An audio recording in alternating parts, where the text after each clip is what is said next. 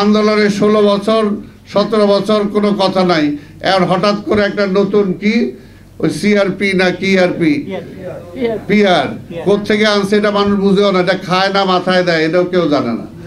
বলে এই পদ্ধতিতে নির্বাচন হইতে হবে। কি কারণে? এই কারণে হইতে হবে কারণ তারা কোনোদিন ভোটে নির্বাচিত হইতে পারে না। তারা কোনোদিন ভোটে নির্বাচিত হইতে পারে না। কারা দাবি করতেছে?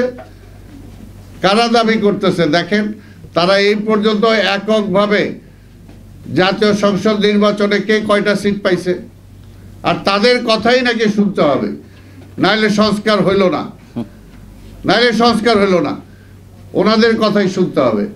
আমরা কি তাহলে ভাইসা আছি নাকি? বিএনপি এই দেশের প্রতিষ্ঠিত দল, এতবার ক্ষমতায় ছিল এবং ইনশাল্লাহ জনগণের ভোটে আবার ক্ষমতায় যাবে। সেই বিএনপির কথার দাম নাই। বিএনপির সাথে জোটে যারা আছে বলে নাকি খালি বিএনপি একাই চায়। তো এই যে আমাদের যে বললো দাদা এই মুহূর্তে, উনি তো বিএনপি করে না, তা আরো তো রাজনৈতিক দল আছে, তারা তো বিএনপি করে না।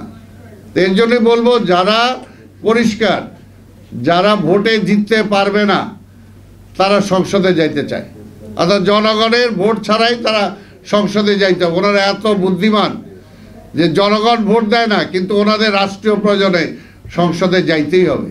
এটা ঐতিহাসিক দায়িত্ব নিয়ে পড়ছে আজকে মনে করেন উপদেষ্টারা বা অন্যরা। তো কাজেই তাদেরকে বলবো ওই পথে যায় না।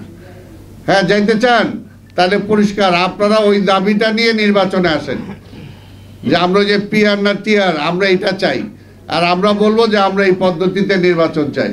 তো জনগণ যদি আপনার ভোট দেয় আপনারা পিআর কায়েম করেন, প্রতিষ্ঠিত করেন, অসুবিধা তো নাই, অসুবিধা তো না। 71-এ আমরা স্বাধীনতার পক্ষে ভোট চাইছি, স্বাভাবিকভাবে পরে স্বাধীনতার তারা আমাদেরকে আমরা তারপর যুদ্ধ করছি আমরা।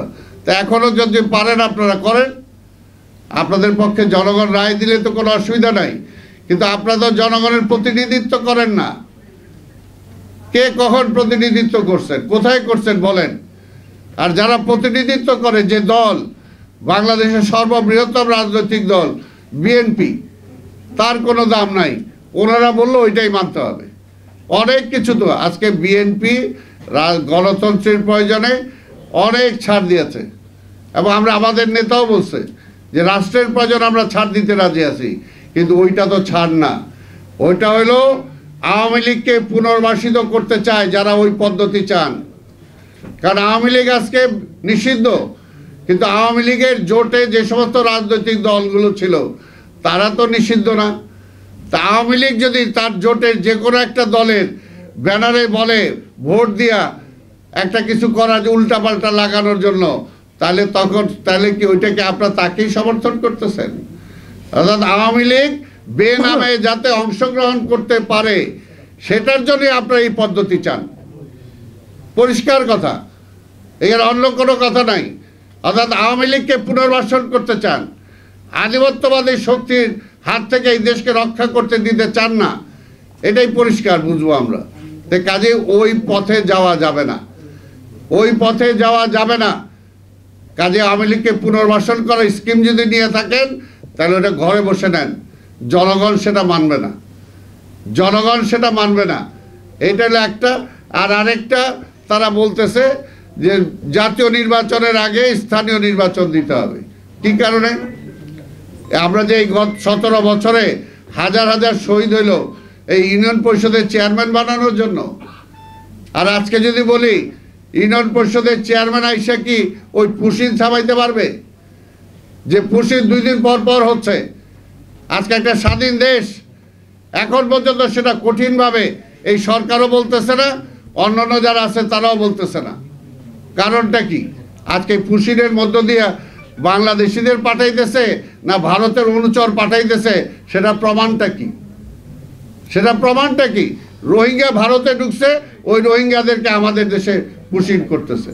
তো এইগুলোকে ঠেকানোর জন্য তো ইউনিয়ন পরিষদের ওই ইলেকশন দিয়ে ঠেকানো যাবে না, ওইটা ঠেকাইতে হলে একটা জাতীয় সংসদের নির্বাচন দরকার। একমাত্র জাতীয় সংসদই পারবে সেটাকে ঠেকানোর জন্য, বিশ্ব জনমত গড়ে তুলতে, ইন্ডিয়ার বিরুদ্ধে একটা দেয়াল তৈরি করতে। সেটা একমাত্র একটা নির্বাচিত সংসদই পারবে, একটা নির্বাচিত সরকারই পারবে। ও ইউনিয়ন পরিষদের চেয়ারম্যানরা পারবে না। তো কাজে যত যুক্তি এগুলো খোলা যুক্তি, এই সমস্ত যুক্তি দিয়ে তারা খালি নির্বাচনটা পিছাইতে চায়।